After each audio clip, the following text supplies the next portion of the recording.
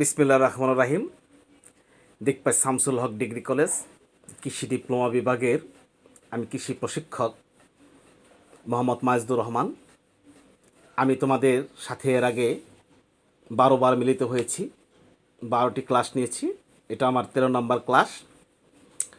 করোনাকালীন সময়ে আমাদের যেহেতু নিয়মিত পাঠদান আমরা করতে পারছি না, কিন্তু আমাদের অনলাইন ক্লাস আমাদের মাননীয় প্রধানমন্ত্রী, মানবতার প্রতীক, বিশ্ব মাদার অফ হিউম্যানিটি, ওনার নির্দেশক্রমে, শিক্ষামন্ত্রীর নির্দেশক্রমে আমরা নিয়মিত নিয়ে যাচ্ছি এবং আমরা নিয়মিত নেব যতদিন পর্যন্ত করোনাকালীন পরিবেশ স্বাভাবিক না হয়। আজকে দ্বিতীয় সেমিস্টারের তোমরা যারা কৃষিতে আছো, তোমাদের আমি ইংরেজির রাইট ফর্ম অফ ভার্বসের উপরে কয়েকটা বিষয়ের উপরে ধারণা দেব।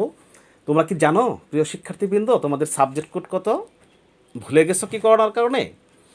সেটা হচ্ছে 1521, 1521, 1521। তোমরা কি প্রিয় শিক্ষার্থীবৃন্দ, তোমরা কি মার্ক ডিস্ট্রিবিউশনটা খেয়াল আছে? তোমাদের মার্ক ডিস্ট্রিবিউশন খেয়াল আছে কি? তোমাদের 100 নম্বরের পরীক্ষা, সেখানে সিন কম্প্রিহেনশন আছে 20, সেকশন এতে সিন কম্প্রিহেনশন মার্ক 20, সেখানে থাকবে মাল্টিপল চুজ 5, মাল্টিপল চুজ তোমরা টিক দিবে, যে কোনো একটা বা লিখবে। ট্রু ফলস থাকবে 5, ফিলিং দ্য গ্যাপস থাকবে 5 এবং শর্ট কোশ্চেন থাকবে 5টা 5। এই হচ্ছে তোমাদের 4টা আইটেমে 20 নাম্বার। এরপরে আমরা যদি সেকশন বিতে চলে যাই, সেখানে গ্রামার থাকবে 30, গ্রামার থাকবে 30। 7টা আইটেমে 6টা আইটেম তোমাদের দিতে হয়, সেই প্রত্যেকটা আইটেমে 5 নাম্বার। এবং সেকশন সিতে তোমাদের আছে কম্পোজিশন পার্ট 30, সেখানে তোমাদের কম্পোজিশনে 10 থাকে, তারপরে রিপোর্ট রাইটিংয়ে 10 থাকে, অ্যাপ্লিকেশন বা লেটার থাকে 10। এই হচ্ছে 30, তাহলে 20 আর 30 হচ্ছে 50, আর কম্পোজিশন হচ্ছে 30। আর আমাদের এই 20 হচ্ছে আমাদের অভ্যন্তরীণ পরীক্ষা। হ্যাঁ, ধারাবাহিক মূল্যায়ন আমরা 10 করে 20 নিব। এই হচ্ছে মোট 100 নম্বরে আমাদের পরীক্ষা। মার্ক ডিস্ট্রিবিউশনটা তোমরা শুনলে। আজকে আমরা use right form of verb নিয়ে আমরা কথা বলবো। ইউজ মানে ব্যবহার করো, রাইট মানে আকারে, ফর্ম মানে রাইট মানে সঠিকভাবে, ফর্ম মানে আকারে, ভার্ব মানে ক্রিয়া। ক্রিয়াকে তোমরা সঠিকভাবে ব্যবহার করবে। ভার্ব, ইংরেজিতে কথা বলতে গেলে, ইংরেজিতে কোনো কিছু লিখতে গেলে ভার্ব ছাড়া ইংরেজিকে কল্পনা করা যায় না। ভার্বের আগে থাকে সাবজেক্ট এবং ভার্বের পরে থাকে অবজেক্ট। তো আমরা আজকে যে বিষয় নিয়ে কথা বলছি সেটা হচ্ছে use right form of verb. ব্রেকেটের ভিতরে, বন্ধনের ভিতরে ভার্বটা দেওয়া থাকবে সাধারণত ইনকারেক্ট, সেটাকে তোমাদেরকে কারেক্ট করে লিখতে হবে। অনেক সময় তোমাদেরকে গোলক বা একটা কনফিউশনে ফেলার জন্য ওয়ার্ডটা ব্রেকেটে ঠিকই থাকে, ওটাই লিখতে হবে, কোনো চেঞ্জ করা যাবে না। জাস্ট যেটা কোশ্চেন আছে সেটাই অ্যান্সার করতে হবে। এরপরেও আমরা স্টুডেন্টরা ওটাকে আবার নতুন করে শুদ্ধ করতে গিয়েই ভুল করে ফেলি। এটা একটা জাস্ট তোমার আইকিউকে মানে পরীক্ষা করা হয়। তো আজকে আমি তোমাদের 4-5টা বিষয় নিয়ে আমি কথা বলবো, যে কীভাবে আমরা আমাদের ভার্বগুলোকে আমরা চেঞ্জ করে থাকি, ভার্বগুলোকে আমরা পরিবর্তন করে থাকি। যদি ইউনিভার্সাল ট্রুথ, চিরন্তন সত্য, অভ্যাসগত কোনো বাক্য থাকে, তাহলে সেটাকে প্রেজেন্ট ইনডিফিনিট টেন্সে রূপান্তর করতে হয়। প্রেজেন্ট ইনডিফিনিট টেন্সে তোমরা জানো যে বর্তমানকালে কোনো একটি কাজ হয়, হ্যাঁ, সেটা বোঝাতে ভার্বের যে ফর্ম সেটাই প্রেজেন্ট ইনডিফিনিট টেন্স। এক্ষেত্রে যদি সাবজেক্ট, সাবজেক্ট কি? পৃথিবীতে যা কিছু আছে, যে যে কাজ করে সেটাই সাবজেক্ট। হ্যাঁ, যাকে কে দ্বারা প্রশ্ন করলে যে উত্তর পাওয়া যায় সেটাই সাবজেক্ট। সেই সাবজেক্টকে আমরা দেখব সেটা কোন ফর্মে আছে। ফার্স্ট ফর্মে, পার্সনটা কি ফার্স্ট পার্সন, সেকেন্ড পার্সন নাকি থার্ড পার্সন। এই first person, second person, third person আমাদের দেখতে হবে। সাবজেক্ট যদি থার্ড পার্সন সিঙ্গুলার নাম্বার হয়, তাহলে ভার্বের শেষে এস বা ইএস যোগ হয়। আর থার্ড পার্সন কোনটা? আমি ফার্স্ট পার্সন, আমি নিজেকে সেকেন্ড ভাববো না। আমার সামনে তুমি আছো, এখন তোমরা আছো, তোমরা সেকেন্ড পার্সন, এবং আমি এবং তুমি বাদে পৃথিবীর যত কিছু আছে সব থার্ড পার্সন।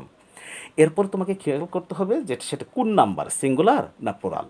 তাহলে অপশনটা কি হলো প্রিয় শিক্ষার্থীবৃন্দ?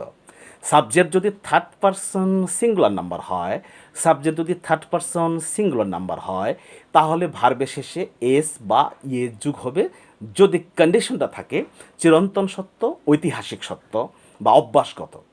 যেমন চিরন্তন সত্য কি? মানুষ মরণশীল, এটা চিরন্তন। সূর্য পৃথিবীর চারদিকে ঘুরে, এটা চিরন্তন। সর্বদা তারপরে সূর্য পশ্চিম দিকে অস্ত যায়, চিরন্তন সত্য।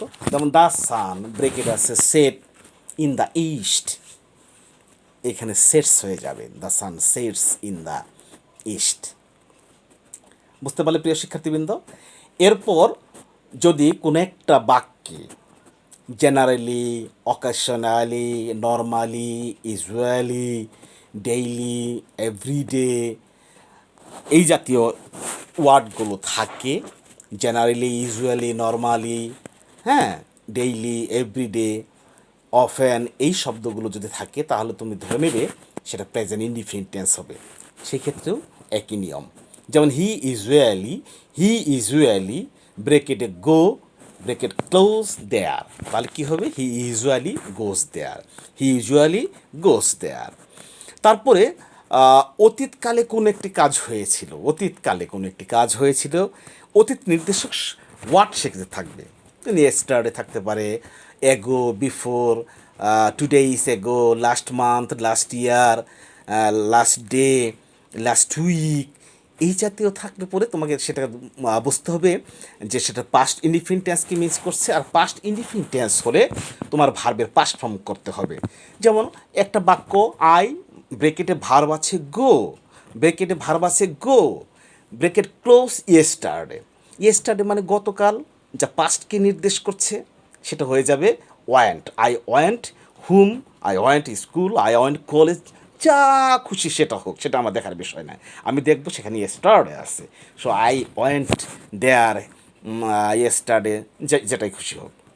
আরেকটা জিনিস শিখলে তোমরা, তারপরে কোন একটি কাজ পূর্বে শুরু হয়ে বর্তমানে চলছে, কোন একটি কাজ আগে শুরু হয়ে এখনও রানিং আছে এবং কাজটি নির্দিষ্ট বা অনির্দিষ্ট সময়কে বোঝাচ্ছে, নির্দিষ্ট বা অনির্দিষ্ট সময়কে বোঝাচ্ছে।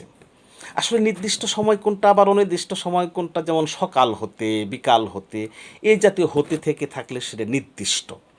আবার অনির্দিষ্ট কোনটা, 5 বছর যাবৎ, 2 ঘন্টা যাবৎ, 10 বছর যাবৎ, এটা প্রেজেন্ট পারফেক্ট কন্টিনিউয়াস টেন্স।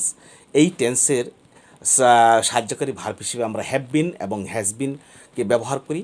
এবং হ্যাভ বিন যখন আমরা ইউজ করব তখন ভার্বের প্রেজেন্ট ফর্মের সাথে আইএনজি যোগ হবে। যেমন আই ব্রেকেটে রিড, আই ব্রেকেটে read in the school for 2 years। এই যে ফর আছে তার সাথে সিন্স এবং ফরের সাথে, প্রিয় শিক্ষার্থীবৃন্দ, সিন্স এবং ফরের সাথে একটা সময় বোঝাবে। সিন্সটা বোঝায় হতে থেকে, ফরটা বোঝায় যাবৎ, ধরে, জন্য। সেই ক্ষেত্রে আমাদের হ্যাভ বিন হ্যাজ বিনের পরে আমরা ভার্বের প্রেজেন্ট ফর্মের সাথে আইএনজি যোগ করে দেব। তাহলে কি হলো? আই হ্যাভ বিন দিয়ে হ্যাভ বিনটা কিন্তু কোশ্চেনে ছিল না, কিন্তু হ্যাভ বিন তোমাকে আনতে হচ্ছে এবং রিডকে সাথে আইএনজি যোগ করতে হবে। তাহলে I have been reading in this school for 2 years। আবার একটা বাক্য খেয়াল করো, ইট ব্রেকেট আছে rain, it bracket rain since morning. Since মানে হতে, মর্নিং একটা সময়, অবশ্যই সিন্স এবং ফরের পরে সময় ইন্ডিকেট থাকবে। এই ক্ষেত্রেও হ্যাভ বিন হ্যাজ বিন, ওই যে একটা কথা বলেছি, থার্ড পারসন সিঙ্গুলার হলে হ্যাজ বিন হয়, এটা হচ্ছে ইম্পার্সোনাল প্রনাউন এবং এটা থার্ড পারসন সিঙ্গুলার। এই ক্ষেত্রে তোমরা হ্যাজ বিন আনবে। তাহলে it has been raining, it has been raining since morning. তোমরা মনে হয় আরেকটা জিনিস শিখলে, আসলে আমরা এইভাবেই আস্তে আস্তে করে যতগুলো নিয়ম আছে এখানে আমরা অ্যাডভান্স বই মানে আমাদের নিজস্ব কারিকুলামের বই ছাড়া অন্যান্য বই পড়লে বিভিন্ন বই বিভিন্ন নিয়ম পাওয়া যায়।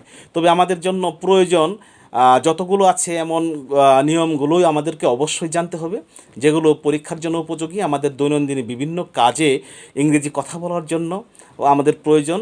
এই বিষয়গুলো আমরা মাথায় রাখব। তো আজকে প্রিয় শিক্ষার্থীবৃন্দ এ পর্যন্তই।